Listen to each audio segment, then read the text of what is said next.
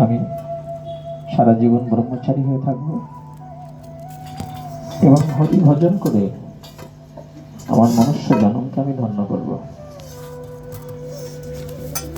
তখন এই সৃষ্টিকর্তা ব্রহ্মা, অন্যান্য দেবতারা এবং মরীচি সহ যত ঋষিরা তারা প্রিয়ব্রতকে বললেন, শোনো প্রিয়ব্রত, ইয়া ষট শপথনন বিজিগীষ মান গৃহেশ নির্বেশ যদত পূর্বন অত্যেতি দুর্গা শ্রীতা উর্জিতারিণী শিনেশু কামং বিচরেত বিপর্ষিত।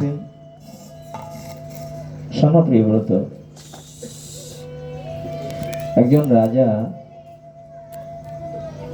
যতক্ষণ তার শত্রুকে বশ করতে না পারেন ততক্ষণ এই রাজার কর্তব্য হলো চারিদিকে সৈন্য সামন্ত পরিবেষ্টিত হয়ে নিরাপদ দুর্গের মধ্যে অবস্থান করা। যেদিন তিনি তার সমস্ত শত্রুকে বশ করতে পারবেন